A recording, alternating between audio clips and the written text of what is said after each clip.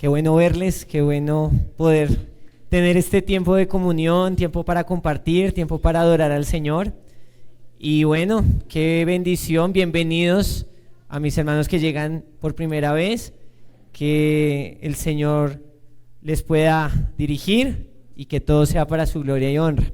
Vamos a ponernos de pie, vamos a darle la gloria al Señor, recordando que en Él está toda la plenitud de la deidad. Y si nosotros nos damos cuenta, al final, sin merecerlo, hemos recibido algo que se llama gracia. Por eso el nombre que tenemos, gracia en abundancia.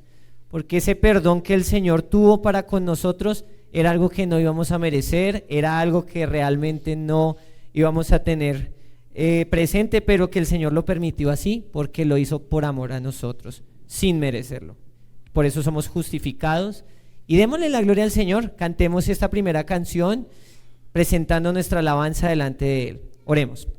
Bendito Dios y Padre Celestial, te exaltamos, te adoramos en esta mañana. Gracias, Señor, porque podemos venir delante de ti dispuestos a seguir adorándote, dispuestos a poder cantar esta canción que se llama Completo en ti, Señor, reconociendo que tú compraste ese perdón para nosotros y que nosotros somos glorificados, no por nuestros méritos, sino porque tú has querido, y por eso te bendecimos. En el nombre de Jesús, amén.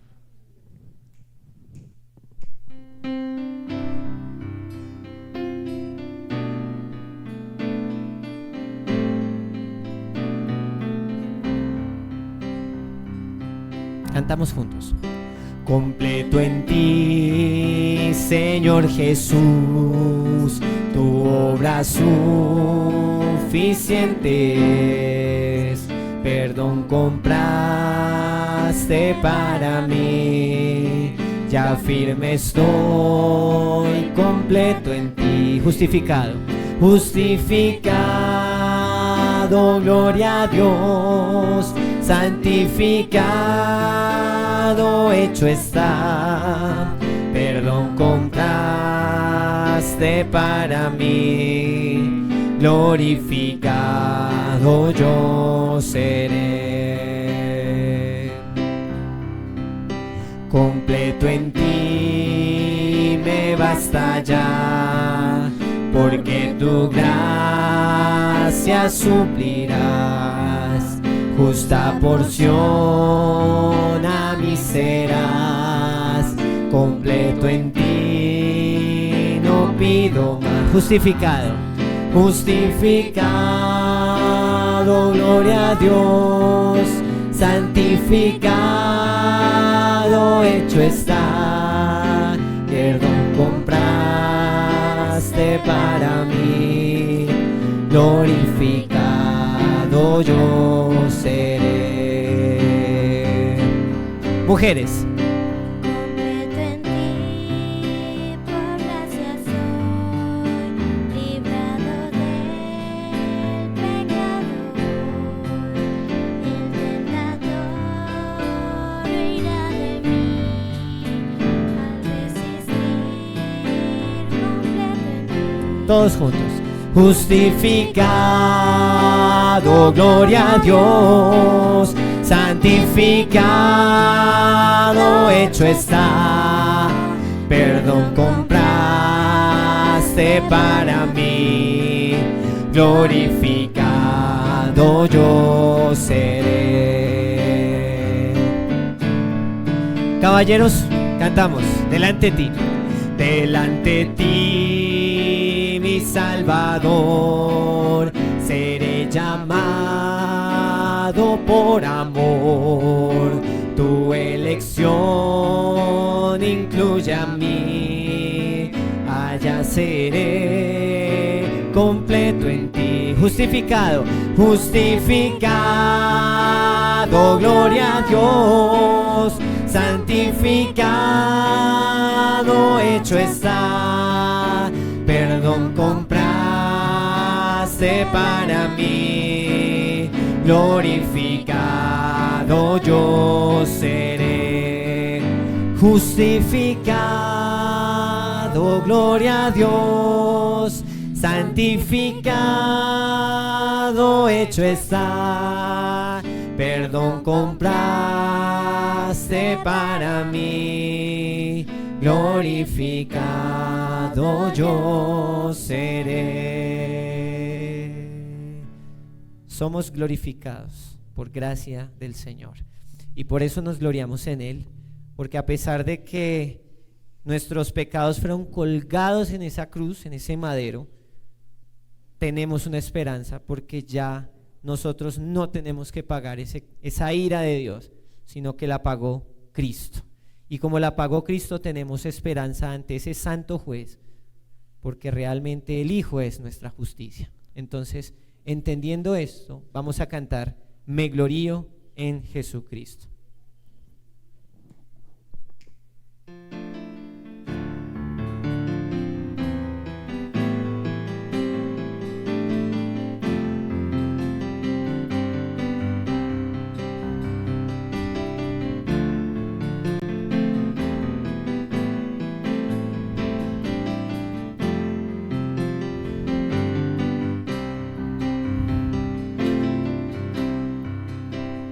Me glorío en Jesucristo, quien con su sangre me compró.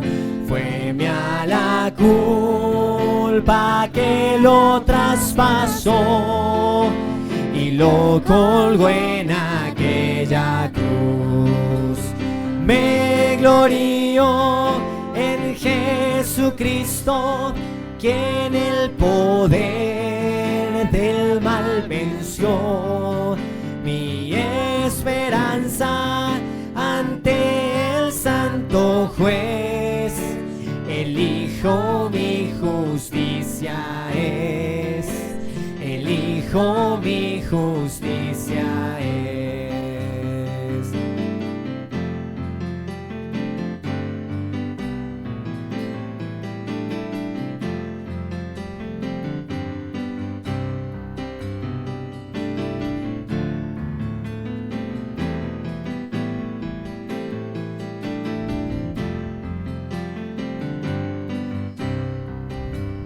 Me glorío en Jesucristo, su amor me dio, mi vida es Él.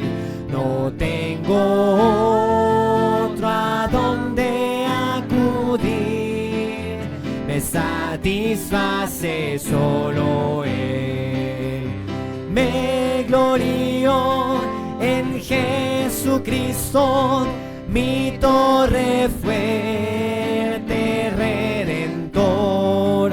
Si el enemigo es fuerte contra mí, mis pies por gracia sostendrán, mis pies por gracia sostendrán. Aleluya. Aleluya. Gloria sea Cristo, aleluya, por la eternidad, aleluya, aleluya, gloria sea Cristo.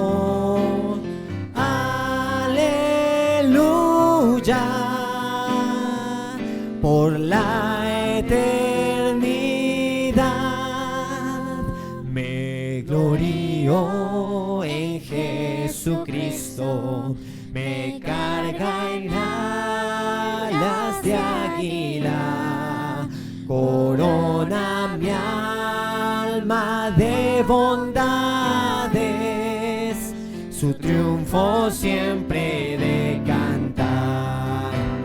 Me glorío en Jesucristo, me espera en gloria eterna. Cuando me llame al paraíso estar, su rostro siempre al contemplar, su rostro siempre a contemplar.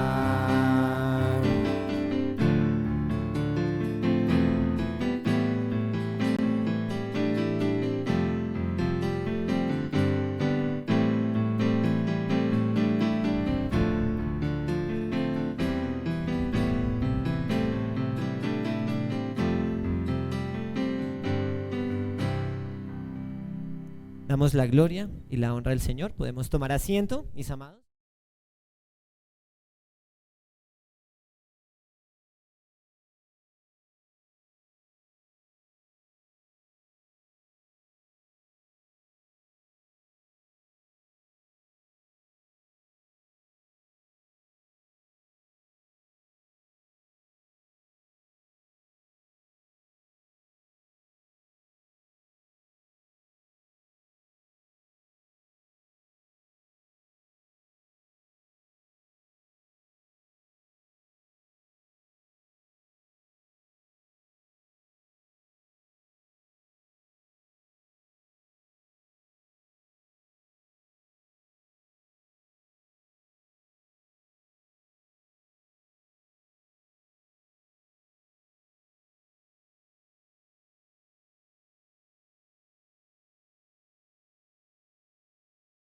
Les bendiga, ¿cómo amanecen?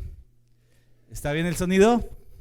Bueno, que tengamos un pequeño fallo técnico y por eso la demora. Qué pena. Gracias. Y también muy buenos días a los hermanos invitados que nos están viendo a través de los medios. Dios les bendiga, gracias a Dios por sus vidas.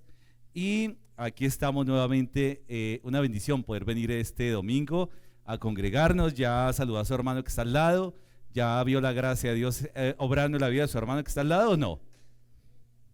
Así esté feíto, dígale que la gracia de Dios ha hermoseado ese rostro.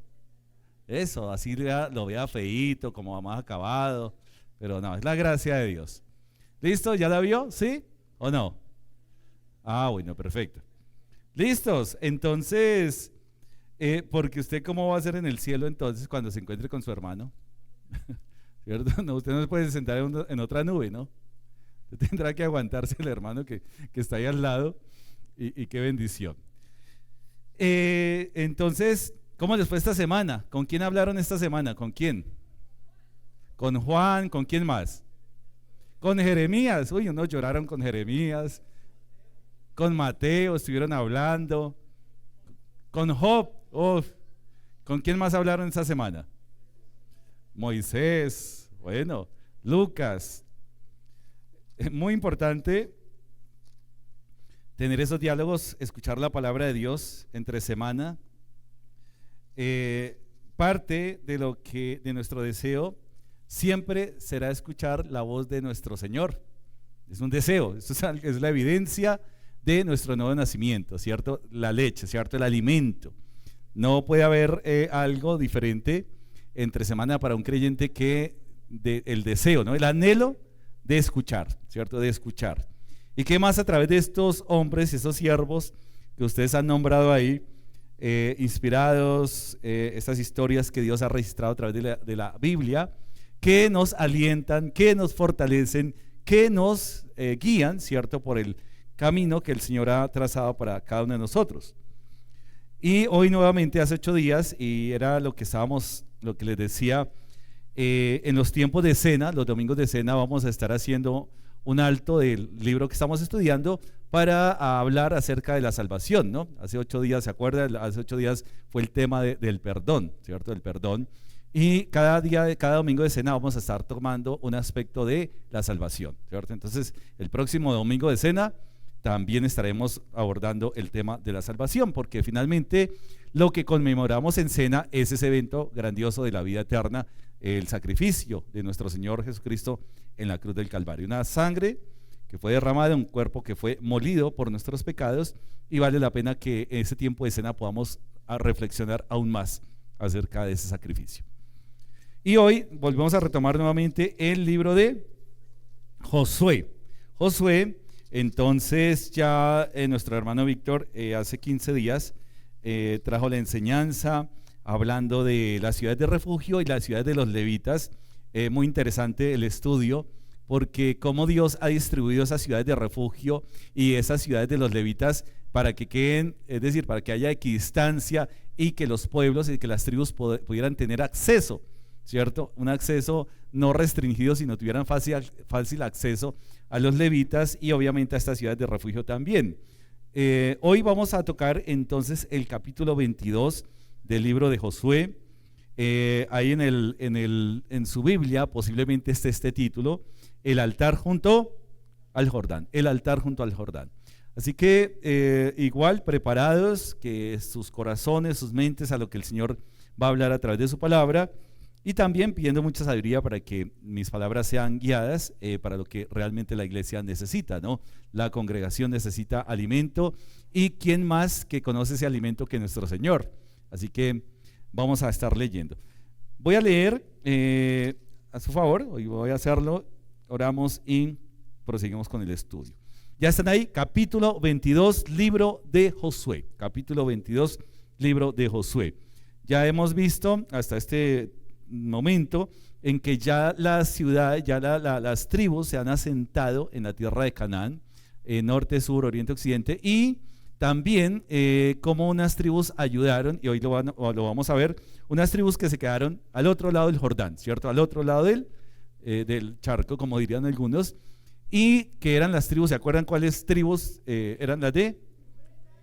Gad y Rubén, ¿cierto? Se quedaron al otro lado del Jordán, y ya vamos a hablar de esa enseñanza, porque esas dos tribus deciden quedarse ahí, y efectivamente lo que significó en la historia del pueblo de Israel. Dice acá la palabra: entonces Josué llamó a los rubenitas, a los gaditas y a la media tribu de Manasés, y le dijo: vosotros habéis guardado todo lo que Moisés, siervo de Jehová, os mandó, y habéis obedecido a mi voz en todo lo que os he mandado. No habéis dejado a vuestros hermanos en este largo tiempo hasta el día de hoy, sino que os habéis cuidado de guardar los mandamientos de Jehová vuestro Dios. Ahora pues, que Jehová vuestro Dios ha dado reposo a vuestros hermanos, como lo había prometido, volved, regresad a vuestras tiendas, a la tierra de vuestras posesiones, que Moisés, siervo de Jehová, os dio al otro lado del Jordán. Solamente que con diligencia cuidéis de cumplir el mandamiento y la ley que Moisés, siervo de Jehová, os ordenó, que améis a Jehová vuestro Dios y andéis en todos sus caminos, que guardéis sus mandamientos y le sigáis a él, y le sirváis en todo vuestro corazón y de toda vuestra alma. Y bendiciéndolos, Josué los despidió y se fueron a sus tiendas. También a la media tribu de Manasés había dado Moisés posesión en Basán, mas a la otra mitad dio Josué heredad entre sus hermanos a este lado del Jordán, al occidente. Y también a estos envió Josué a sus tiendas después de haberlos bendecido, y les habló diciendo: volved a vuestras tiendas con grandes riquezas, con mucho ganado, con plata, con oro y bronce, y muchos vestidos. Compartid con vuestros hermanos el botín de vuestros enemigos. Así los hijos de Rubén y los hijos de Gad y la media tribu de Manasés se volvieron, separándose de los hijos de Israel, desde Silo, que está en la tierra de Canaán, para ir a la tierra de Galaad, a la tierra de sus posesiones, de la cual se habían posesionado conforme al mandato de Jehová por conducto de Moisés. Y llegando a los límites del Jordán, que está en la tierra de Canaán, los hijos de Rubén y los hijos de Gad y la media tribu de Manasés edificaron allí un altar junto al Jordán, y un altar ¿qué? De grande apariencia. Y los hijos de Israel oyeron decir a los hijos de Rubén y los hijos de Gad y la media tribu de Manasés habían edificado un altar frente a la tierra de Canaán, en los límites del Jordán, del lado de los hijos de Israel. Cuando oyeron esto los hijos de Israel, se juntó toda la congregación de los hijos de Israel en Silo para subir a pelear contra ellos.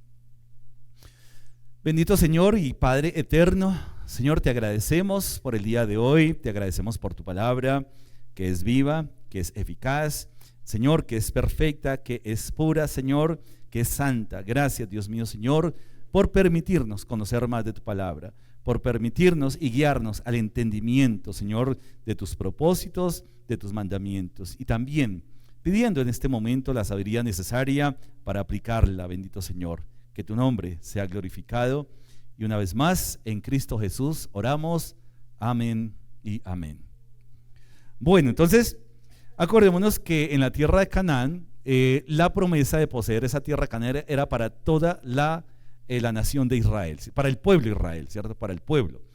Y la tierra de Canaán, acordémonos que estaba habitada ya por otras naciones y ya por el conocimiento de la palabra, no era, y la Biblia ya hemos pasado por esos pasajes, no era porque Israel fuera mucho más especial, no era porque Israel hubiera hecho méritos para poseer esa tierra, sino que Dios iba a utilizar la tierra de Israel, para el pueblo de Israel, para echar fuera de ese territorio a las naciones que se habían asentado ahí en esa región.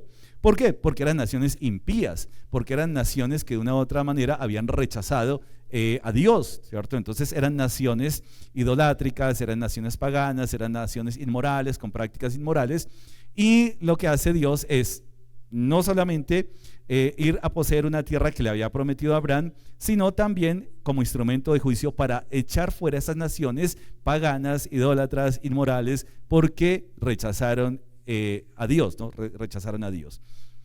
De hecho, entonces, cuando van a entrar, acordémonos que antes de pasar el río Jordán, se quedan dos tribus, ¿no? Son 12 tribus en total.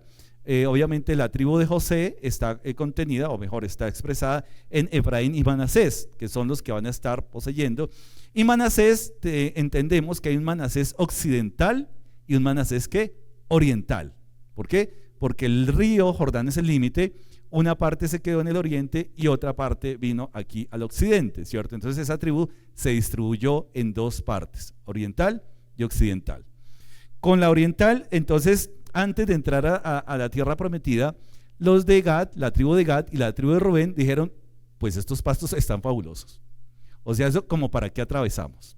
Eso como para qué vamos a atravesar esa tierra, más bien quedémonos acá.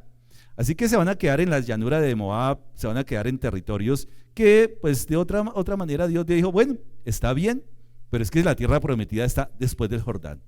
Pero ellos ¿qué decidieron? Estas dos tribus decidieron quedarse en esos valles bonitos, en esas tierras cultivables, ¿cierto? Y ahí se quedaron. ¿Cuál fue la condición que de parte de Moisés, de parte de Dios, de parte de Moisés, de parte de Josué? Listo, quédense ahí, pero ayuden a sus hermanos a pelear. Ojo, a pelear porque ustedes son un pueblo unido, como un solo hombre, compórtense como un solo hombre. Y finalmente, pues ellos ayudan a conquistar la tierra a las otras 10 tribus, 2 tribus y media, 9 tribus y media, y ayudan a conquistar. Y una vez acabada la campaña conquistadora, ahí es cuando tenemos el 22, ahora ellos se van a devolver a la tierra. O sea, Gad y Rubén se van a devolver a la tierra más allá del Jordán y se van a devolver allá. Antes de devolverse, pues antes de cruzar el río Jordán, les da por construir a estas dos tribus un altar grandísimo. Había un altar. Entonces ya tenían un altar en Silo, donde se había edificado el tabernáculo. Allá en la tierra prometida, ahí en esa región, ya había un tabernáculo. Pero estas dos tribus deciden, vamos a hacer un altar, ¿cierto? Y ahí es cuando hemos llegado que cuando ellos conocieron esto, versículo 12, cuando oyeron esto los hijos de Israel, se juntó toda la congregación de los hijos de Israel en Silo para subir a pelear contra ellos. Es decir, ahí en esa ciudad ya había un tabernáculo erigido. Ahora, ¿cómo así que ahora van a erigir un altar estas dos tribus? ¿Qué les pasa? Se han vuelto paganos, van a desviar su corazón. ¿Cómo así que otro altar que Dios no ha ordenado? Así que ellos se van con la idea.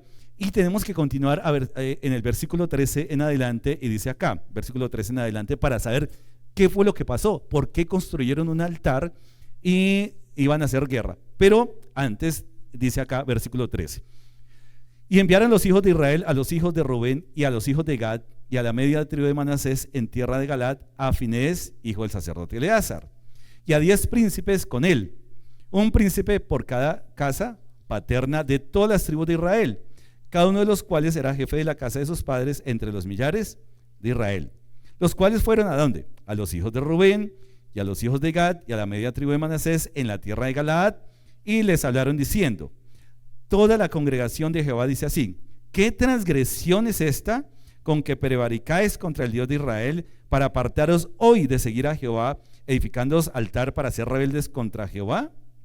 ¿No ha sido bastante la maldad de Peor, de la que no estamos aún limpios hasta este día, por la cual vino la mortandad en la congregación de Jehová, para que vosotros os apartéis hoy de seguir a Jehová? Vosotros os rebeláis hoy contra Jehová, y mañana se airará él contra toda la congregación de Israel. Si os parece que la tierra de vuestra posesión es inmunda, pasaos a la tierra de la posesión de Jehová, en la cual está el tabernáculo de Jehová, y tomad posesión entre nosotros. Pero no os rebeléis contra Jehová, ni os rebeléis contra nosotros, edificándoos altar, además del altar de Jehová nuestro Dios. ¿No cometió Acán, hijo de Zera, prevaricación en el anatema, y vino ira sobre toda la congregación de Israel? ¿Y aquel hombre no pereció solo en su iniquidad? Entonces, y ahí viene la explicación. Entonces, ahí está el reclamo, ¿no? Entonces, las 10 tribus, antes de irlos a acabar, antes de hacer guerra contra estas dos, una brillante idea. Primero averigüemos, primero vaya y pregunte, ¿cierto? Vaya y pregunte a ver qué está pasando. Entonces, estos 10, y ahí está la respuesta que dieron los hijos de Rubén y los hijos de Galaad. Entonces los hijos de Rubén y los hijos de Gad y la media tribu de Manasés respondieron y dijeron a las cabezas de los millares de Israel: Jehová Dios de los dioses, Jehová Dios de los dioses, Él sabe y hace saber a Israel si fue por rebelión o por prevaricación contra Jehová.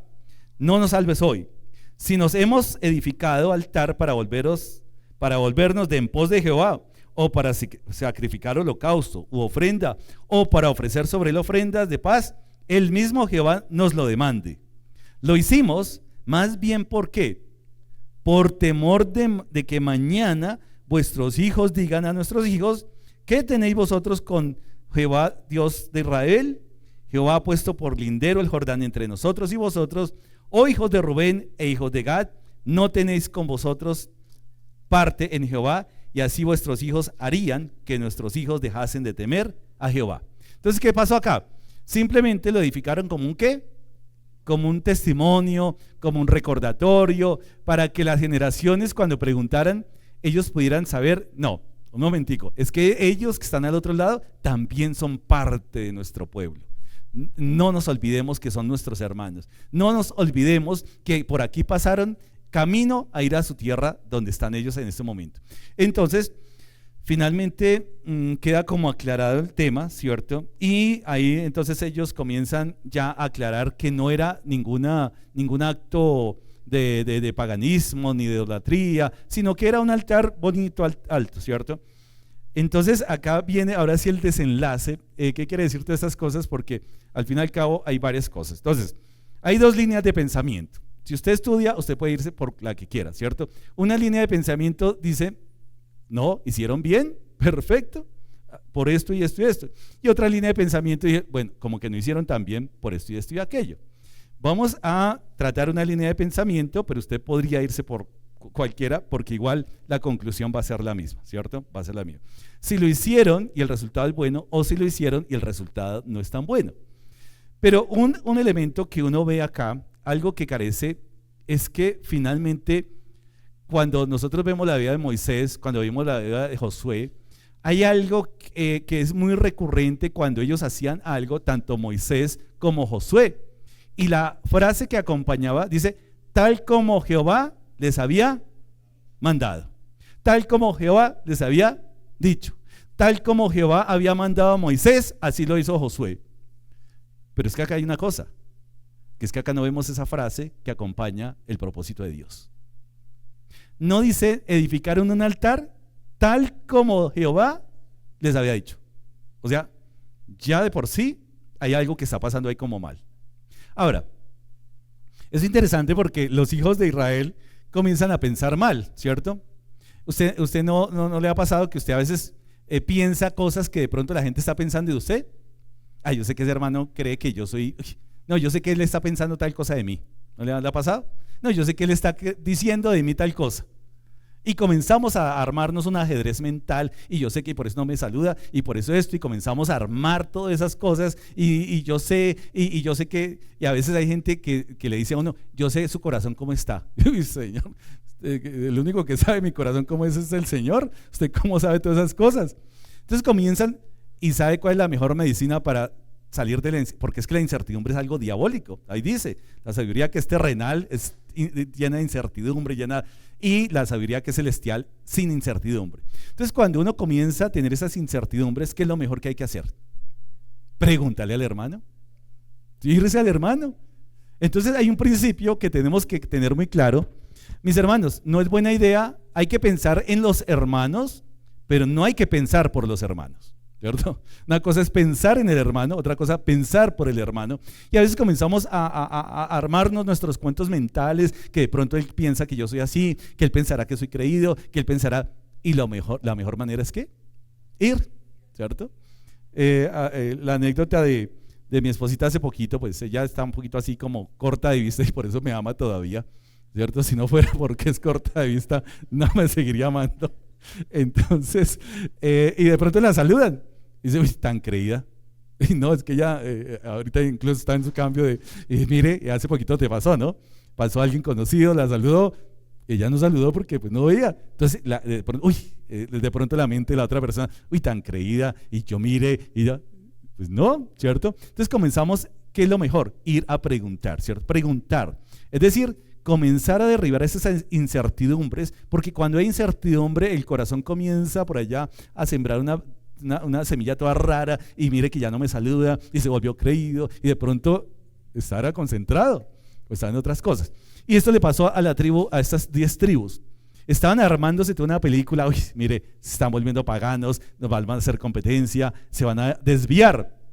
Pero antes de hacer guerra, antes de masacrar al hermano, antes de masacrarlo y insultar al hermano porque no nos saludó, ¿cierto? Envían una comitiva. ¿Para qué? Para que averigüen. Y la idea es espectacular y así se debe hacer.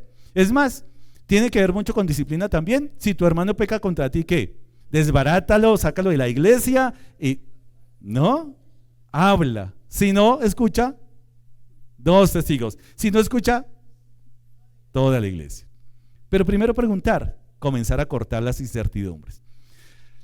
Pero también entonces tenemos por un lado la prudencia que tuvieron, guiados por Dios, ¿cierto? De preguntar antes de masacrarlos.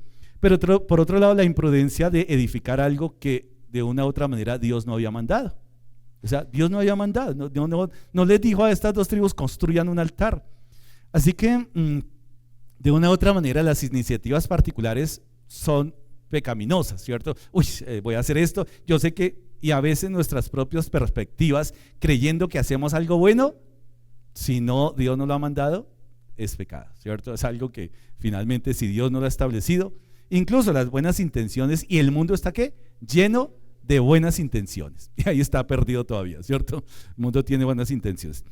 ¿Qué va a pasar acá? 1, pues que efectivamente para poder entender qué está pasando acá, recordemos que siempre la Biblia nos va a dar algunas cosas, y yo quiero volverlos a hacerles devolver a Génesis 49 y poder leer algo para comenzar a entender la tribu de Gad y la tribu de Rubén, ¿cierto?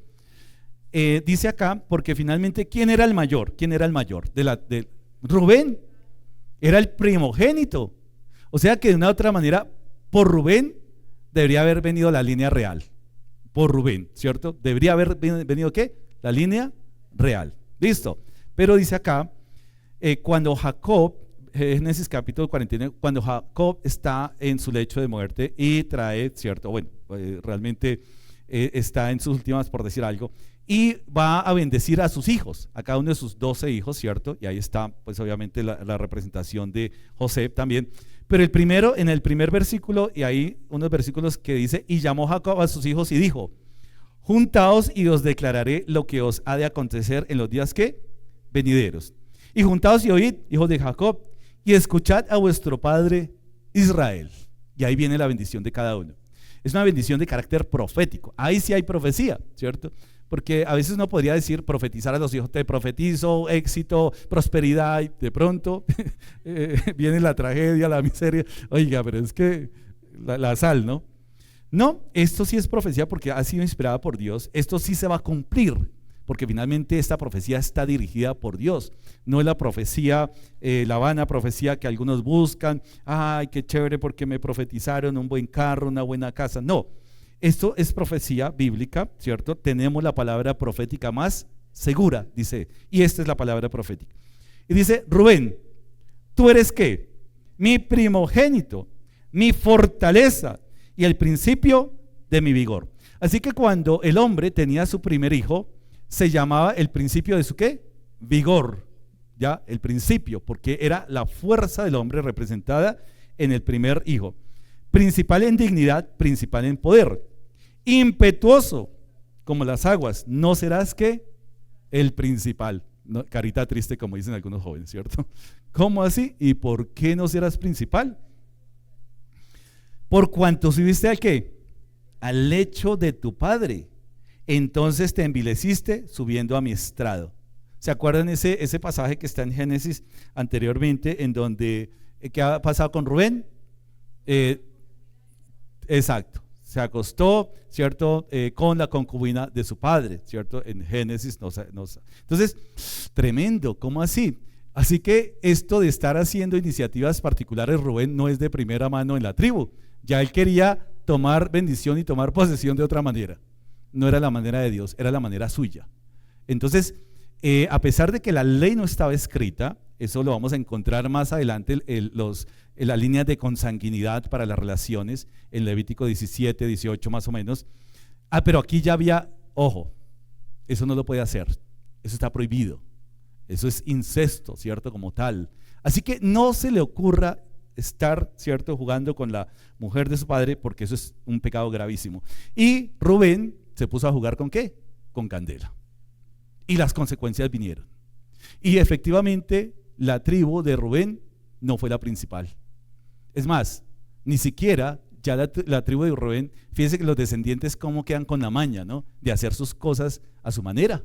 Entonces rechazó la primogenitura por su pecado. Ahora, ahora, más adelante, 400 y pico años, casi 500 más o menos, podríamos decir, mucho más, sí. Podríamos decir que Rubén ya no solamente rechazó la primogenitura, sino ahora la tribu rechazó la tierra prometida. Eso no es conmigo, eso es a mi manera. O sea que de todas maneras vemos cómo la misericordia de Dios protege, ¿cierto?, la tribu de Rubén a pesar de su rebeldía. Pero finalmente ella va a pagar las consecuencias. La tribu de Rubén, Dios no se queda, ¿cierto? Dios, siendo justos, el pecado no es algo que Dios diga, no te preocupes, tú eres chévere, tú me has servido 20 años. ¿Qué pasó con Moisés? ¿Cuánto tiempo sirviendo? Fielmente. Y por una pequeña ira que tuvo, ¿cierto? Por un pequeño golpe que dio de más, o mejor, por dos, ¿sí?, perdió el derecho de ¿qué? Entrar a la tierra prometida. O sea, es que Dios es un Dios justo. O sea, a veces nosotros, y yo lo digo y lo he compartido en algunas oportunidades, a veces la gente nos hizo algo indebido y no, chévere, no, fresco, no ha pasado nada. No, si ha pecado con nosotros, ha pasado mucho, porque pecado, es ofensa contra Dios. O sea, eso no es, Dios no dice, como algunos dicen, ¿cómo es ese libro que a veces sacar, el man está, esas, como si fuera el vecino, como si estuviera hablando del compañero de Dotvier, de culturales, no sé. No, Dios es un Dios justo. O sea que las consecuencias del pecado van a venir, sí o no. Por supuesto, por supuesto. Así que la maña de Rubén, en esta profecía encontramos que por eso ya perdió el derecho. Es decir, Rubén rechazó el derecho a su primogenitura, dándole rienda suelta ¿a qué? A su carnalidad, a su pecado. Y ahora la tribu de Israel, ahora como tribu, están al otro lado del Jordán y rechaza ¿qué? Poseer la tierra prometida. Dice, pues eso, aquí estamos mejor, aquí en esta tierra estamos mejor. Entonces Rubén se queda al otro lado. Gad, más adelante también vamos a encontrar, pero dice acá, principal en poder, impetuoso como las aguas, no serás el principal, por cuanto subiste al lecho de tu padre, entonces te envileciste subiendo a mi estrado. Simeón y Leví, ¿se acuerdan que Simeón por allá le tocó el sur de Palestina, no, de Canaán, una tierra desértica, una tierra infértil, ¿cierto? Esa fue la que heredó Simeón. Entonces, ¿qué le tocó? Irse, ¿cierto? Irse hacia el norte a buscar mejores tierras, ¿cierto? A buscar, porque es que esa tierra no era como, ustedes la ven ahí ubicada al sur, pero le tocó irse al norte, ¿cierto? Entonces Simeón va a mezclarse con otras tribus, ¿cierto? A lo largo de la historia. Y Leví tampoco tiene heredad, también, ¿por qué? Porque dice acá, son hermanos, armas de iniquidad sus armas. ¿Se acuerdan? El pecado de Dina. Entonces comenzaron y masacraron a todos. Eso sí fue un genocidio, ¿no? Y los engañaron, no solamente los engañaron a esta nación, sino los masacraron, desjarretaron, dice acá, Simeón y Leví son hermanos, armas de iniquidad sus armas. En su consejo no entre mi alma, ni mi espíritu se junte en su compañía. Tremendo que esta gente es fiera, ¿no? Son como bravos. Porque en su furor mataron hombres y en su temeridad desjarretaron toros. Dice, maldito a su furor, que fue fiero, y su ira, que fue dura. Yo los apartaré en Jacob y los esparciré en Israel. Así que el ser esparcidos, mire dónde comienza, que la tribu de Leví fue esparcida por toda la nación de Canaán, por toda la tierra de Canaán. Y la tribu de Simeón también fue esparcida. Ya desde Génesis 49 comenzamos a entender. Por eso volvemos a decir, lo importante de conocer la Biblia de Génesis. Si no conocemos desde el principio estas cosas, nos vamos a perder muchas de las cosas y no vamos a entender muchas cosas. Pero ya aquí en Génesis 49, en la bendición de Jacob, en la bendición profética de Jacob, comenzamos a entender por qué el destino de las tribus. Es decir, mis hermanos, que mis actos, ahí podría decir, los actos de estos hombres determinaron el destino de toda una nación. Mis actos como padre van a determinar el destino de las futuras generaciones, sí o sí.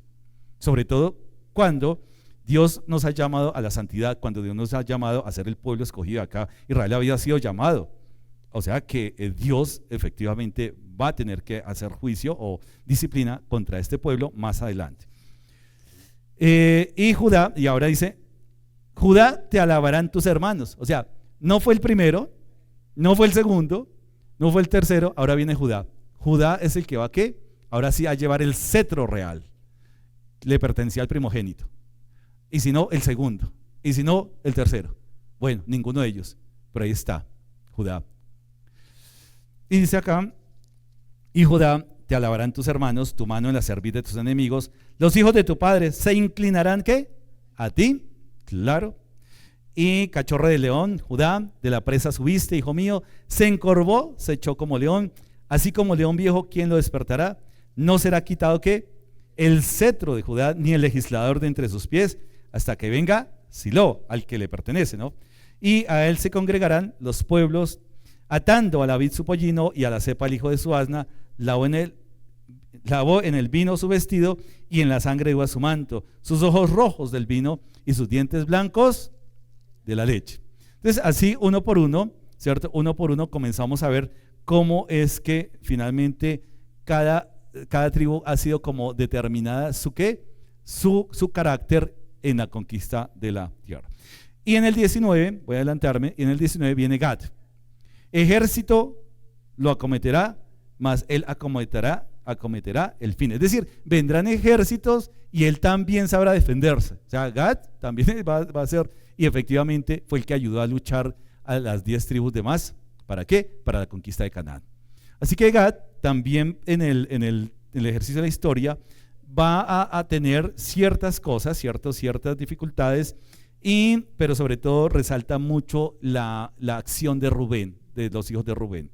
En Rubén, acordémonos que no solamente está el incesto de Rubén como tal, el incesto, es decir, subir y tener relaciones con la concubina de su padre, sino acordémonos que hay algo muy interesante. Devolvámonos a Josué 22 para entender un poquitico esta historia, porque finalmente Rubén dice acá, viene la tribu, porque han construido con Gad y Rubén han construido ese altar. Entonces vienen las otras 10 tribus a preguntar, y esas 10 tribus les advierten, ojo, es que ustedes acuérdense qué pasó en Peor, allá en esa región, acuérdense qué pasó por Acán, por torcer su corazón, acuérdense las consecuencias, que el pecado, en el caso de Acán, que el pecado de un hombre, ¿qué pasó?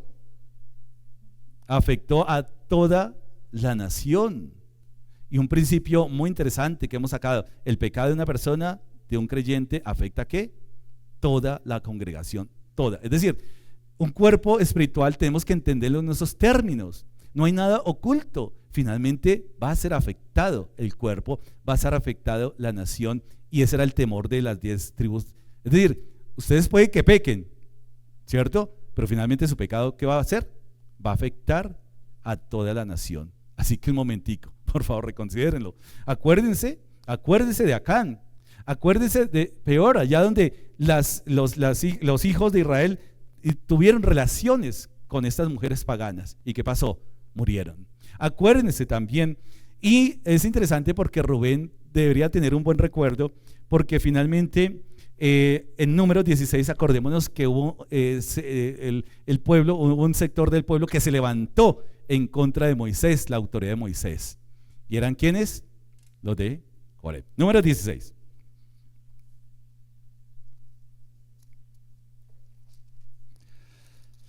Número capítulo 16, ¿se acuerdan? Y si no se acuerdan, vamos a capítulo 16 del libro de Números. ¿Qué dice acá? El título: la rebelión de Coré.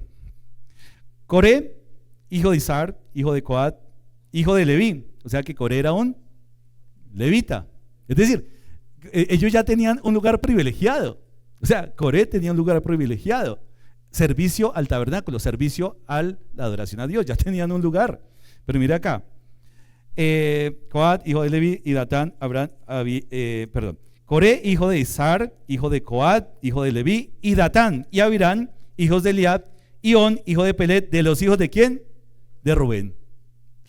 Ahí estaban con ellos participando los hijos de ¿qué tribu? De Rubén. Por eso la advertencia no es gratuita. Acuérdense de esa rebelión. Acuérdense del juicio que vino de parte de Dios a la nación de Israel, al pueblo de Israel, por ese pecado. Y fíjense que no solamente los hijos de Rubén dijeron, tomaron gente y se levantaron ¿contra quién? Contra Moisés, con 250 varones de los hijos de Israel. Así que Rubén tiene como una tendencia, ¿cierto?, a esa rebeldía, como a ese tema de tomar el poder por la fuerza, de hacer lo que quiere, de hacer lo que bien le conviene. Es decir, se deja llevar por lo vistoso, se deja llevar por lo terrenal, ¿cierto?, por lo carnal. O sea, Rubén como que tiene esa parte y se dejó llevar por el poder. Entonces, listo, unámonos, porque es que Moisés no tiene parte con nosotros. Vamos ahí entonces en la historia.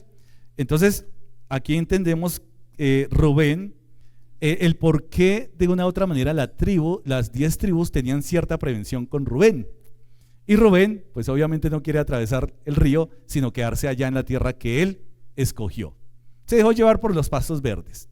Eso de ir y ahora miren lo interesante del altar, ¿cierto? ¿Qué sucede?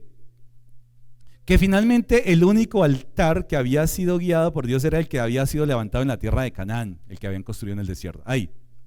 Era un solo altar del holocausto.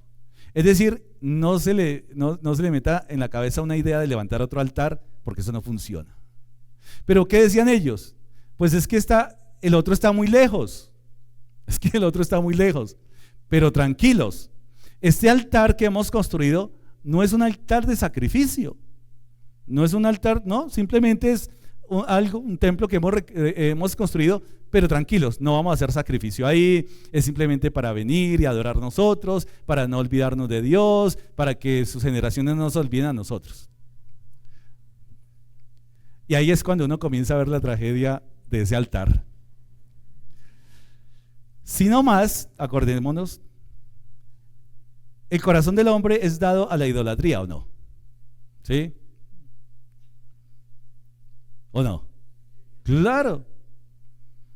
Adorar imágenes. ¿Ustedes adoran imágenes? A ver, ¿alguien aquí ha quedado a ver imágenes? ¿No? Por favor, saquen de las billeteras todos esos billetes que tienen imágenes y bótenlos ahí porque... ¿A que no? A ver. Sí que sí adoran imágenes. Idólatras. Eso sí no se desprenden de esas imágenes, ¿no? Bueno, eso sí les gusta. Entonces, fíjense que nosotros somos muy dados a la idolatría, a ver, porque es que la fe, como no la vemos, eso como que no es con nosotros. Así que, ¿se acuerdan ustedes, los que han leído juiciosamente su Biblia, la serpiente de bronce? ¿Cierto? La serpiente de bronce, ¿quién la mandó construir? Dios la mandó construir. ¿Y después qué pasó con la serpiente de bronce? El pueblo comenzó a, ¿qué? A cambiar el sentido de esa serpiente y comenzó a adorar esa serpiente y tocó desbaratar esa serpiente, demolerla, ¿cierto? Entonces, ¿qué pasaría con este altar? ¿Qué pudiera pasar en la historia con un altar que Dios no mandó construir? ¿Que se iba a volver qué? Un centro de oración. Iba a traer ¿qué? División. Al pueblo como que le convenció el discurso. Como, oiga, sí, bueno, no hay holocausto, perfecto, todo está bien. No todo está bien. Porque es que ellos tenían que ir al altar del holocausto. No era suficiente solamente recordar que había un tabernáculo, sino tenían que ir y pagar el precio e ir hasta el tabernáculo y ofrecer sacrificio. No era simplemente un recuerdo, era una actividad en donde ellos tenían que ir y presentar sacrificio. Así que, mis hermanos, comenzamos a entender que finalmente estos pueblos en la historia se van a perder. No va a quedar rastro de la adoración, no va a quedar rastro de la ley, no va a quedar rastro prácticamente de ningún mandamiento de parte de Dios, ahí en esa región. Si en la tierra de Canaán, mire que es desbaratada, y había conflicto entre judíos, los de Judea, los de Samaria y los de Galilea, ahora imagínense los del otro lado del charco, los del otro lado del Jordán, peor.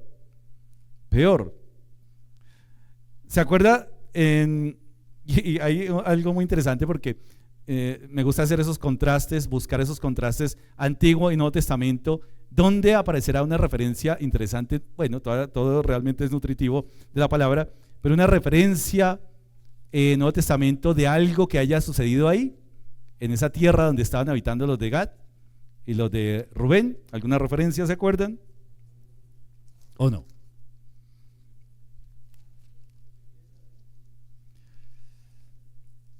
¿No?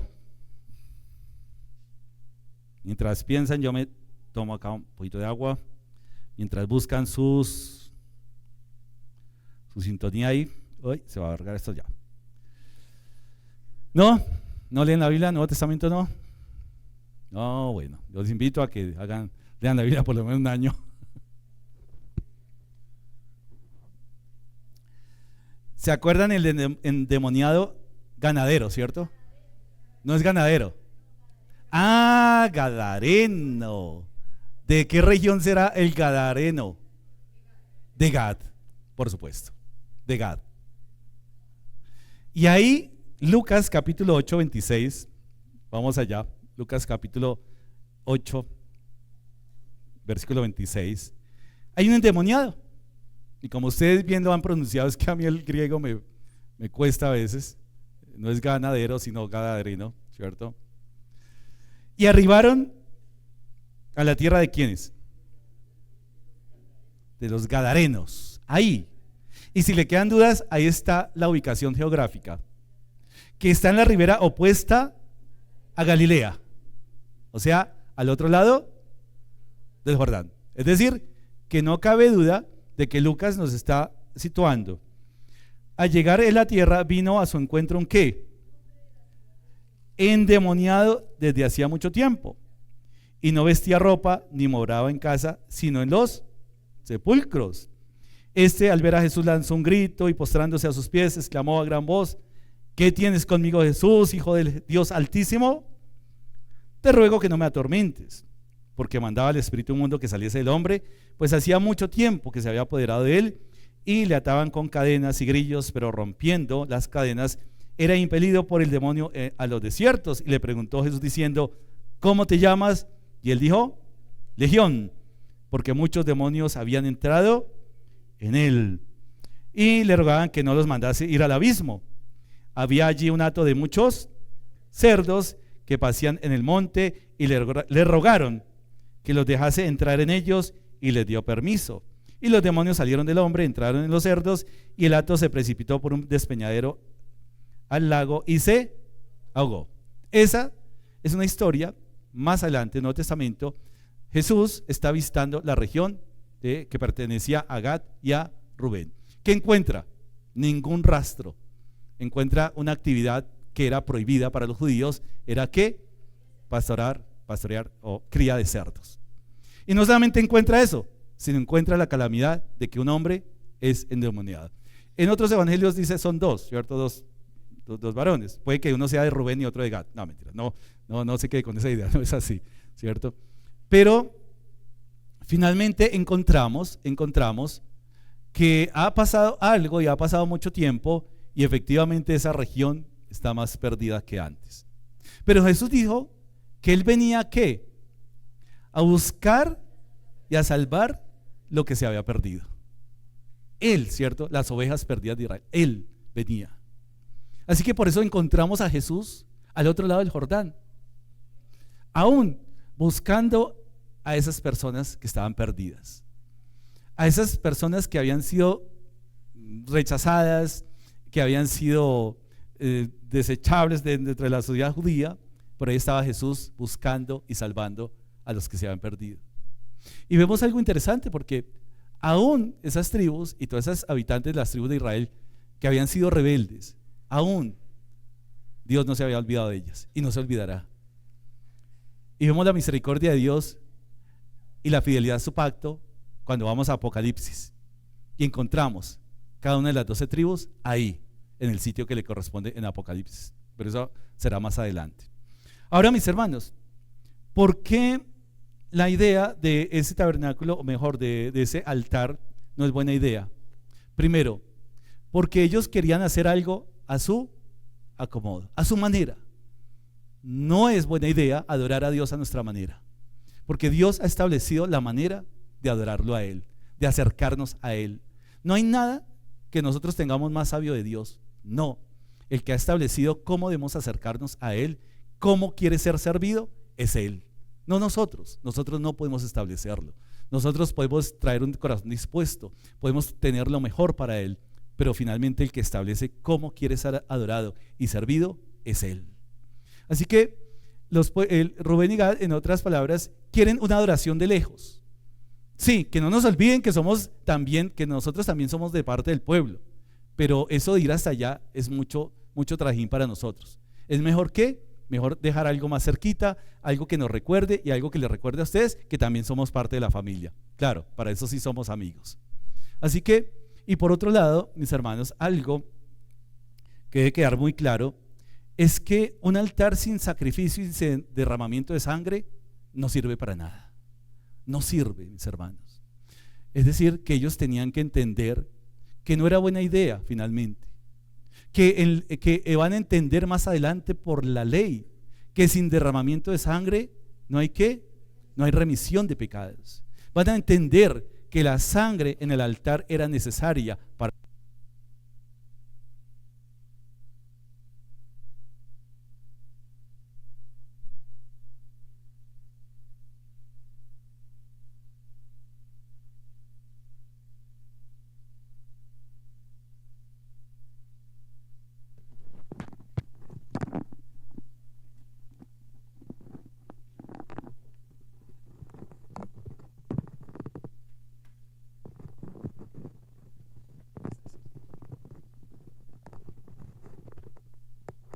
¿Sonido? ¿No? ¿Me escuchan? Entonces. Sonido. ¿Ya? ¿Listo? ¿Escuchan? ¿Me escuchan? Sonido. Ya. ¿Listo? Ok. ¿Listo? Ay, bueno, pero se despertaron algunos. Gracias a Dios.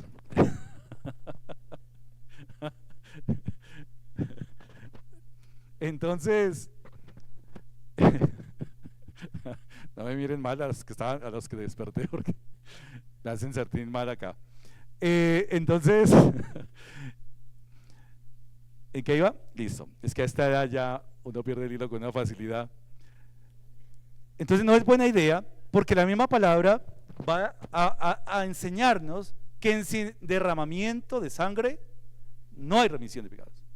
No hay manera de acercarnos a Dios sin el derramamiento de sangre. No había manera. Es decir, que tenemos nosotros y los dos tribus tenían que entender que no era simplemente un recordatorio, no era simplemente un altar grande, un altar donde no había sacrificio. No, que tenían que ir a sacrificar donde Dios había mandado y como Dios lo había mandado. ¿Por qué? Porque en la medida en que el corazón del hombre le dé iniciativa a su propia prudencia, por ahí viene la tragedia, por ahí viene la calamidad, por ahí va a entrar el pecado. Y el pecado entró en el pueblo. El pueblo comenzó a desviar su corazón en la historia. No guardaron la ley de Dios. Así que, mis hermanos, una enseñanza muy interesante para nosotros, porque finalmente, como lo decía un gran expositor, estaba escuchando hace un buen tiempo y me llamaba la atención, porque decía, el cristianismo no es estar cerca a Cristo. El cristianismo no es estar próximo a Cristo. El cristianismo no es estar al lado de Cristo.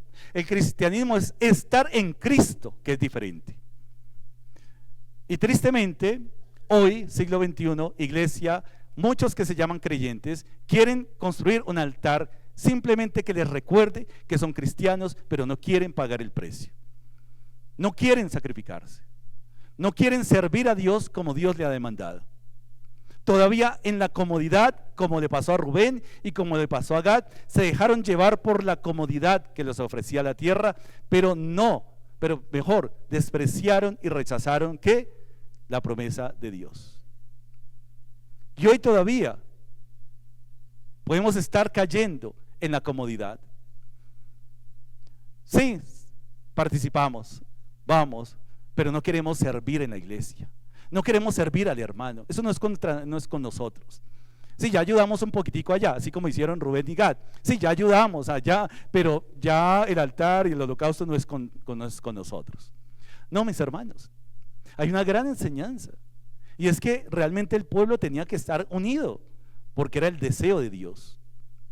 El pueblo tenía que entender que había que pagar el precio de ir al altar del holocausto y llevar el sacrificio, porque así lo había establecido Dios.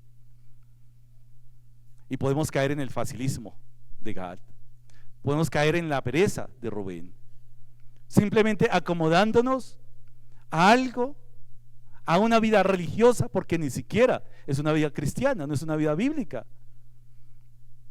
El deseo de un creyente es servir a otros creyentes, es sacrificarse, es desprenderse de su lugar de comodidad, desprendernos de nuestra comodidad e ir a servir, porque había que servir en el tabernáculo. Es el pecado de Gad y Rubén que podíamos ver acá, la comodidad. Se dejaron llevar por sus ojos, por su carnalidad. ¿Para qué dos tribus que ni siquiera están interesadas en hacer parte de esa promesa? ¿Para qué venir a la iglesia? ¿Para qué venir acá si no estamos interesados? O mejor, no tenemos el deseo de servir a nuestros hermanos. O sea, ¿para qué? No funciona. No es el deseo de Dios. No es el diseño. Y la tribu de Gad y Rubén podría enseñarnos a través de lo que está enfrentando Jesús, un endemoniado, es que una adoración a medias realmente es la posesión total del demonio. Eso no funciona, una adoración a medias. Una adoración, una vida tibia, una vida que se lleva, ¿cierto?, por la ganancia material. Y es algo de verdad el contraste con la fidelidad de Dios, que a pesar de que esa tribu rechazó la bendición de la tierra, Dios guarda a ese pueblo. Dios cuida a ese pueblo todavía. La carta a los hebreos, acordémonos que nos exhorta a que no endurezcamos nuestro corazón, a que no seamos como ese pueblo que sencillamente se conformó con ver de lejos un altar de recuerdos, sin tener el sentido del sacrificio de Cristo. O sea, ¿cuántos años? Podríamos preguntar a varios. ¿Cuántos años usted cree que está de creyente? Porque la evidencia no lo da. Que el deseo de un creyente es servir a su hermano. Estamos hablando acá de lo que dice la palabra. No solamente el deseo, sino de poner en práctica la capacidad que Dios nos da a través de los dones y talentos. Es que una adoración de lejos no sirve. O sea, Dios no pierde nada si nosotros dejamos de adorarle. ¿O sí? Él no pierde. O sea, él no va a decir, uy, me dejó de adorar 3/4 de la... Él es Dios, es perfecto. Pero nosotros sí tenemos, mis hermanos, mucho que perder. Y la tribu de Gad y la tribu de Rubén perdieron muchísimo. El de rechazar la promesa de Dios. ¿Acaso las cosas que hacemos podrán superar la obra de Dios? Para nada. Absolutamente para nada. Pero ellos se dejaron llevar por esos verdes pastos de Moab, por esos verdes pastos de ese valle, y ahí se quedaron. Pero también lo rescatable es que el pueblo se dio cuenta que el pecado de ellos iba a afectar a toda la nación. Así que para nosotros como iglesia no es indiferente. Estábamos hablando esta mañana, oiga, no volvió tal hermano, pues allá problema de él. No, es problema de toda la congregación, es problema del cuerpo de Cristo. Ojo, ¿qué estás haciendo con tu vida? Eso no es problema tuyo, es problema del cuerpo de Cristo. Por eso estas 10 tribus estaban realmente preocupadas, porque el pecado de ellos que fueran a cometer iban a afectar a toda la nación.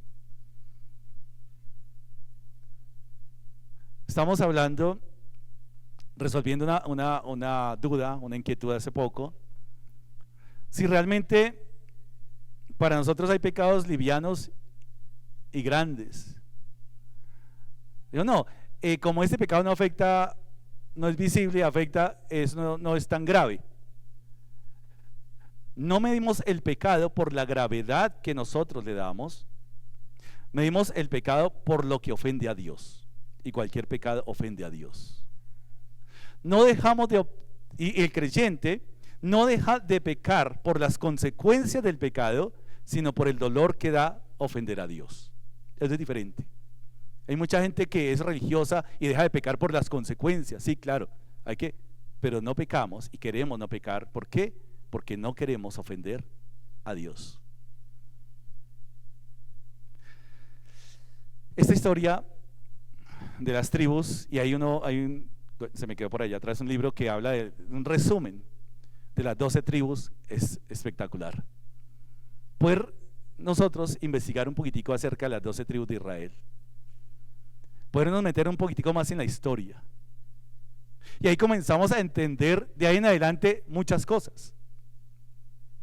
De ahí en adelante comenzamos a entender la historia de este pueblo. De ahí en adelante comenzamos a entender el libro de Jueces, que es el que vamos a estudiar después. Jueces. Y de ahí en adelante comenzamos a entender todas y cada una de las historias que están en la Biblia de una manera mucho más que clara. Por eso lo hacemos así, de esta manera. Se llama teología bíblica, paso por paso. Lo que dice la Biblia, lo que nos enseña la palabra.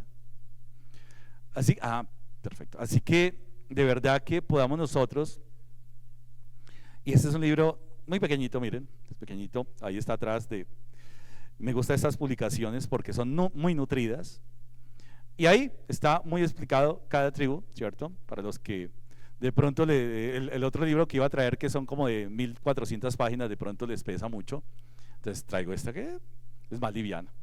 Y la lectura es entendible. Pero es eso. Y no nos gusta pagar el precio, nos gusta eso, el recordatorio, eso de ir todos los domingos a la iglesia, no, eso no es conmigo, de las actividades tampoco, de acompañar las oraciones, eso menos, eso es tangencial, eso tampoco hay que ser tan religiosos, dirán algunos. No, mis hermanos. El deseo de agradar a Dios tiene que ver cómo es que nosotros realmente, visiblemente, estamos haciendo la obra. Estamos haciendo la obra. Y no es solamente el decir, no, nosotros ayudamos a conquistar a las otras 10 y ya, chao, mire, hasta luego. No, había un sentido de pertenencia muy claro que debían tener ellos.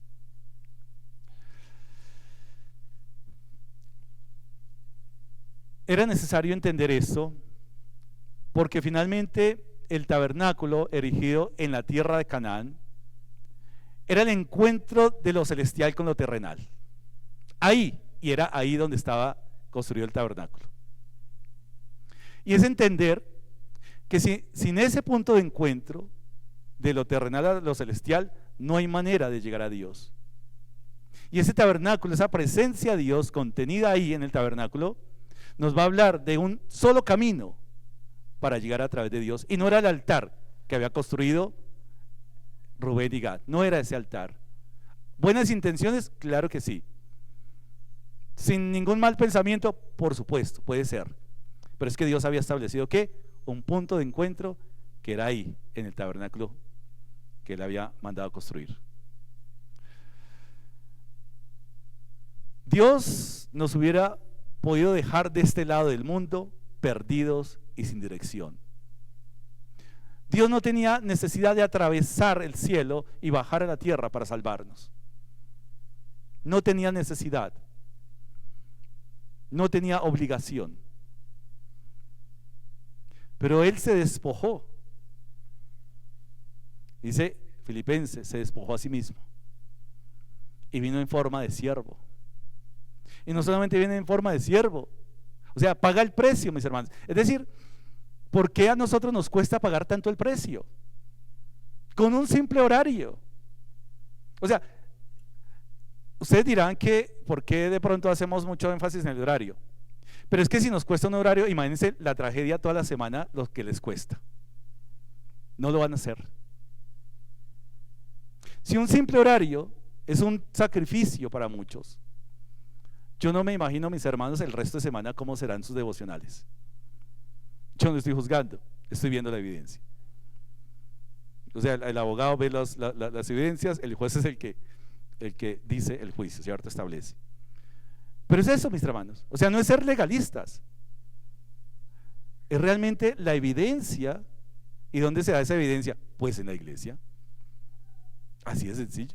La iglesia es la evidencia. Así como el tabernáculo era la evidencia del corazón adorador delante de Dios, era la evidencia, era algo físico, algo visible. Pero ¿se acuerdan? El personaje iba con su corderito al tabernáculo. Y mientras el personaje iba con el corderito a su tabernáculo para sacrificio, podría estar recibiendo las críticas. Uy, allá va un pecador. ¿Cierto? Otra vez pecó. Malo, malo. ¿Quién sabe qué hizo? ¿Qué hizo don Rubén y qué hizo don Galat? Mira, allá va con su... Ahí está. Pero hoy en día también escuchamos esas voces. Oye, llegar temprano, ¿para qué? ¿Y para qué las actividades y para qué la oración? No sea tan religioso, no sea tan legalista. ¿No, mis hermanos? De verdad que si nos apasiona estas cosas del Señor, no lo hacemos por imposición. ¿Lo hacemos por qué? Por convicción, mis hermanos. Por convicción. No funciona de otra manera. No funciona. Eso no va a funcionar acá imponiendo manos y venga a ver, vamos a dar el espíritu de la puntualidad. Eso no funciona. Y yo hablaba con algunos de ustedes. A ver, mi hermano, usted póngase el horario en su oficina, el mismo horario que le da aquí al culto. Y era que el otro día lo echan. Así de sencillo.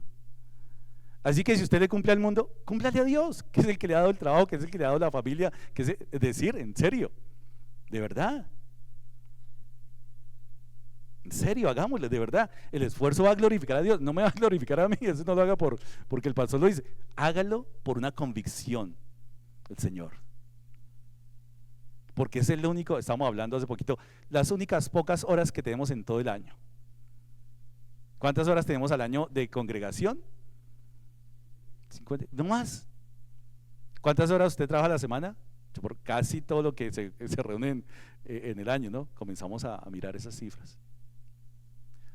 Entonces, mis hermanos, sin derramamiento de sangre no hay que remisión de pecados. Cristo vino y atravesó, ¿cierto?, ese Jordán que realmente del cielo a la tierra, y se despojó a sí mismo, y no solamente se hizo hombre, sino que siervo del hombre, para darnos un ejemplo de verdad de entrega. Mis hermanos, el modelo no es la tribu de Gad, el modelo no es la tribu de Rubén, el modelo no es ninguna de las tribus, el modelo perfecto, Cristo Jesús, Cristo. ¿Será que si Jesús estuviera literalmente, y está claro en su Santo Espíritu, cómo sería la puntualidad de él en los servicios, en los cultos? ¿Cómo sería su actitud? ¿Cómo sería? ¿Cierto? ¿Cómo sería? Y algunos de pronto pueden venir acá y estar pensando en otras cosas. Lo que dejé de ganar hoy. Uy, que si le invierto mucho no, yo también tengo que trabajar de algo. De algo tengo que vivir. ¿Y qué tal si el Señor le cambia todo su panorama mañana?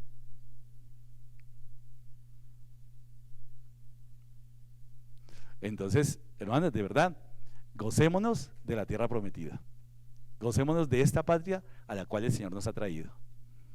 Que sea un gozo, que no sea una carga. Es que para algunos es una carga y a mí de verdad me preocupa, ¿cierto? Me preocupa que es una carga, porque entonces no han entendido lo que es la vida en Cristo. Están cerquita a Cristo, están al ladito, pero no están ¿qué? En Cristo. No están en Cristo. Así que gracias a Dios por estas historias. Es una historia que ha sucedido, lo creemos que ha sucedido, que fue verídico, y que Dios sigue siendo ayer, es el mismo ayer, hoy y por siempre. Y vino a buscar y salvar lo que se había perdido. ¿Estábamos en esos? Claro que sí. ¿Quién no estaba perdido antes de quién no estaba perdido? Todos estábamos perdidos. Y Él vino a buscarnos. Oiga, hasta eso, ¿no? Hasta la misericordia de Dios, buscarnos, sin necesidad, pero es el sacrificio perfecto de su Hijo. Quiero que nos coloquemos en pie, que podamos nosotros de verdad pensar en ese lugar de comodidad que hemos construido al otro lado, al lado oriental del Jordán, nuestra comodidad. Eso de ir allá a hacer esas cosas no es conmigo, no. Y podamos pensar, mis hermanos, realmente nuestro compromiso es con el Señor. Nos ha dado libertad, nos ha dado sus promesas, nos ha dado su amor, su misericordia. ¿Qué estamos haciendo para Él? La vida de Rubén y la vida de estas dos tribus y la vida de las otras 10 tribus nos dan una enseñanza para poder nosotros tener clara esa enseñanza. Que finalmente estas dos tribus que se quedaron simplemente por las cosas terrenales, hablan de un creyente carnal. Hablan de un creyente que solamente está dispuesto a recibir. Recibo las bendiciones, recibo la economía, recibo todo lo que venga, está dispuesto a recibir. No quiere dar. Pero las otras 10 tribus, entre otras en la Tierra Santa, pudieron entender un principio hasta cierto momento de la historia, en que ser una persona espiritual es la persona que está dispuesta a dar, a servir, a luchar. Están dispuestos a dar su esfuerzo para que la tierra produzca. Están dispuestos a dar adoración. Es decir, que la persona espiritual, el creyente espiritual, es una persona que está dispuesta a ¿qué? A dar, y a dar, y a dar. Pero una persona carnal es simplemente recibir la bendición, recibir la comodidad, recibir, ¿cierto? Recibir. Que siempre nosotros tengamos un corazón dispuesto para dar nuestra mejor disposición, nuestro mejor ánimo, nuestras mejores fuerzas, nuestras energías, ¿cierto? Todo porque Él es digno de toda gloria. Él quiere darnos, claro que sí. Y Él nos ha dado todo. Nos ha dado la vida eterna, su palabra, nos ha dado el trabajo, el techo, la iglesia, los que somos casa nuestra. Es decir, ¿qué nos ha dado? Y aún todo lo que nos ha dado y queremos recibir más. ¿Qué venimos a traerle al Señor? El sueño, el desánimo, la queja, el lamento, ¿o qué venimos a traerle al Señor? Él dio su vida por nosotros. El justo muriendo por los injustos. El justo, cuando en un momento de la mayor manifestación de ira en la historia, dice: Dios mío, ¿por qué me has abandonado?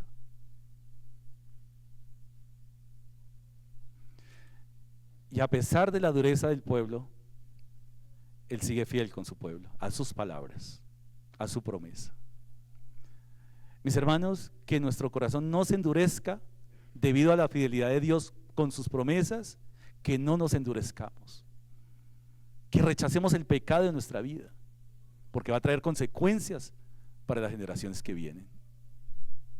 No hay nada que hagamos que Dios tome por alto, pero finalmente el arrepentimiento va a ser algo que va a restaurar la comunión con el Señor.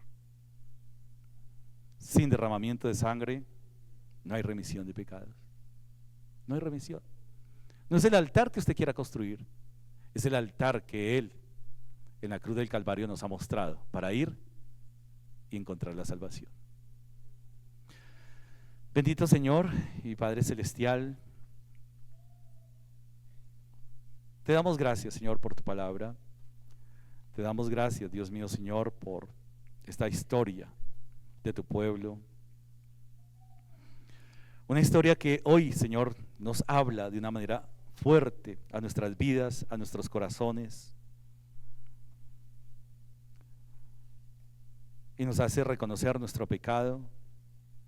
Señor, nos hace reconocer nuestra dureza y nuestro rechazo muchas veces a tus promesas. Padre, examina nuestros corazones. Señor, tú realmente sabes y conoces si aún hay perversidad en nuestros corazones,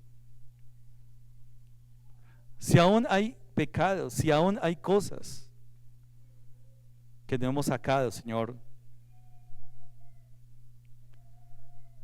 Padre, perdónanos, Señor, por nuestra infidelidad, por nuestro pecado.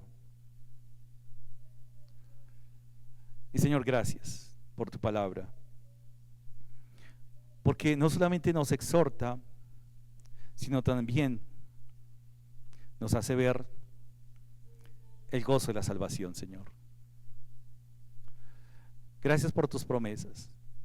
Gracias, Señor, por haber enviado a tu Hijo a morir por nosotros. Y también te pedimos por aquellos que nos estén viendo a través de este medio, o pedimos por nuestras familias, familiares, Señor, amigos, conocidos que aún no te han conocido, que aún no han recibido el regalo de la vida eterna, Señor. Que salgan, Señor, de esa tierra y vengan al encuentro contigo, Señor. Buen Dios, gracias, porque fue un sacrificio perfecto. Padre, una vez más, como iglesia, nos presentamos delante de ti, reconociendo que eres digno de lo mejor de nosotros, de nuestro esfuerzo, de nuestra energía, Señor, de nuestro trabajo y de todo. Bendito Señor, porque tú vives y reinas por los siglos de los siglos. Amén, Señor.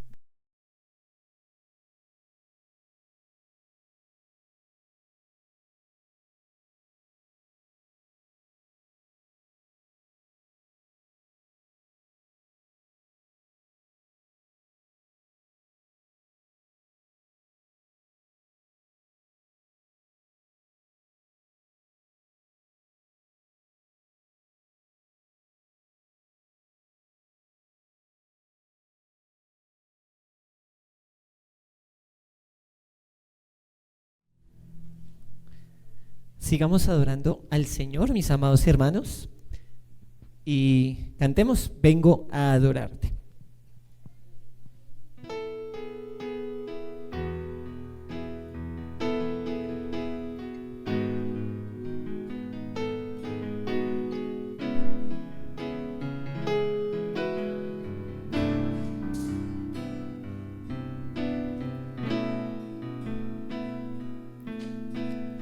Oh, luz del mundo, bajaste a la oscuridad, mis ojos abriste, pude ver belleza que causa que mi ser te adore, esperanza de vida en ti. Vengo a adorarte, vengo a postrarme, vengo a decir que eres mi Dios. Eres simplemente bello, simplemente digno, tan maravilloso para mí. Hoy Rey eterno, oh Rey eterno, tan alto y exaltado, glorioso en el cielo eres tú. Al mundo que hiciste humilde viniste, pobre te hiciste por amor. Vengo a adorarte, vengo a postrarme, vengo a decir que eres mi Dios.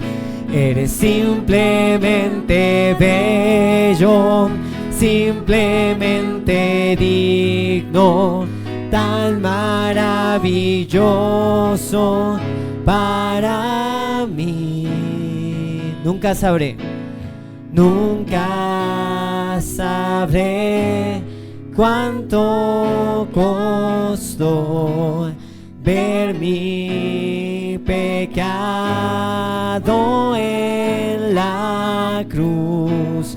Nunca sabré cuánto costó ver mi pecado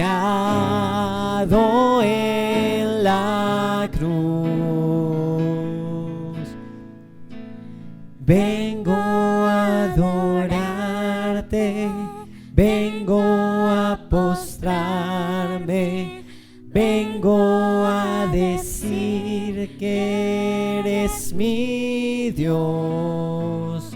Eres simplemente bello, simplemente digno, tan maravilloso para mí. Vengo a adorarte, vengo a adorarte, vengo a postrarme, vengo a decir que eres mi Dios.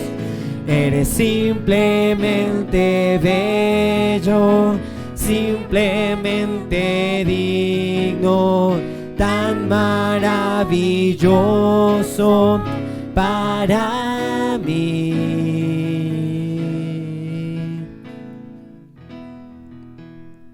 Amén. Damos la gloria al Señor, precisamente porque podemos venir en ese acto de adoración a darle lo que tenemos. Y bueno, realmente es un gran privilegio poder entender que también un acto de adoración es poder dar como hemos propuesto en nuestro corazón, no por tristeza ni por necesidad, porque Dios ama al dador alegre. Entonces, qué bueno es poder seguir glorificando el nombre del Señor, presentando nuestra ofrenda, recordando que es para la obra del Señor y para que Él se glorifique. Entonces, oremos para poder dar como propusimos en nuestro corazón. Bendito Dios y Padre eterno, te damos muchas gracias el día de hoy. Seguimos glorificándote, seguimos adorándote.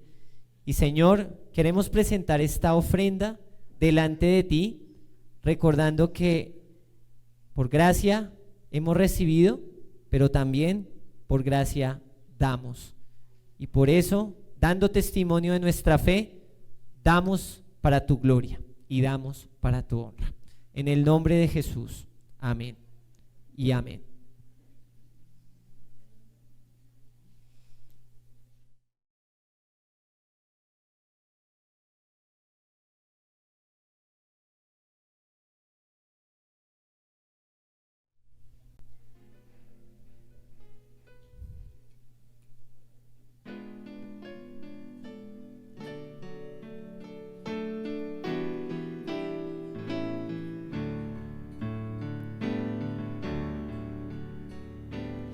Oh Dios eterno, tu misericordia, ni una sombra de duda tendrás.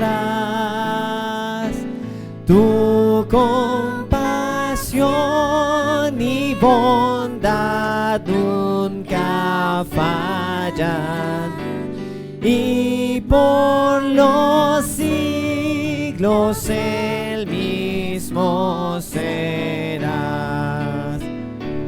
Oh, tu fidelidad, oh, tu fidelidad, cada momento la veo en mí. Nada me falta, pues todo provees. Grande Señor es tu fidelidad. Damas. La noche oscura, el sol y la luna, las estaciones del año también unen su canto a cual fieles criaturas, porque eres bueno, por siempre eres fiel. Todos juntos. Oh, tu fidelidad, oh, tu fidelidad, cada momento la veo en mí. Nada me falta, pues todo provees. Grande Señor es tu fidelidad. caballeros, cantamos. Tú me perdonas, me impartes el gozo, tierno me guías por sendas de paz. Eres mi fuerza, mi fe, mi reposo, y por los siglos mi Padre serás. Juntos. Oh, tu fidelidad, oh, tu fidelidad, cada momento la veo en mí. Nada me falta, pues todo provees. Grandes, grande Señor, grande Señor, grande Señor, es tu fidelidad.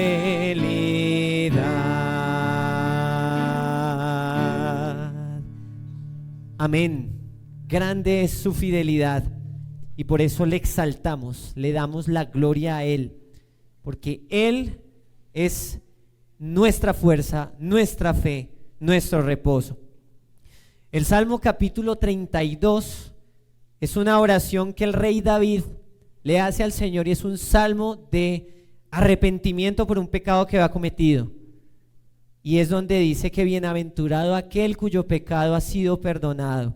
Bienaventurado y feliz es aquel a quien Dios no culpa de iniquidad, sino que no hay engaño en su espíritu, ni en cuyo espíritu no hay mentira, porque declaró su pecado, no encurrió su iniquidad y confesó. El que confiesa su pecado y se aparta, alcanzará misericordia. Por eso esta canción, que por gracia del Señor permitió que pudiéramos compartirlo, que lo cantemos juntos recordando que ya confesamos nuestro pecado.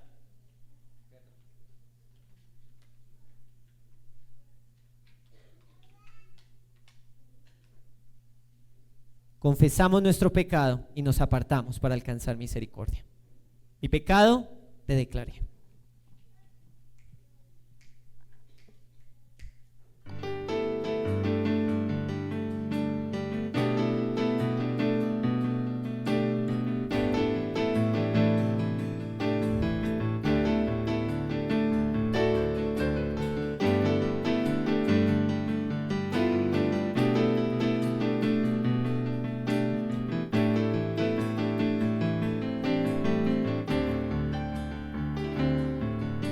Feliz aquel cuyo pecado ha sido perdonado. Feliz aquel a quien Dios no culpa de iniquidad, en cuyo espíritu no hay engaño, en cuyo espíritu no hay mentira. Mientras callé, se envejecieron mis huesos en mi gemir todo el día. De día y de noche se agravó sobre mí tu mano, se volvió mi verdor en sequedades de verano. Mi pecado te declaré, mi pecado te declaré, no encubrí mi iniquidad, confesaré mis transgresiones al Señor. Perdonaste la maldad de mi pecado, perdonaste el error de mi iniquidad.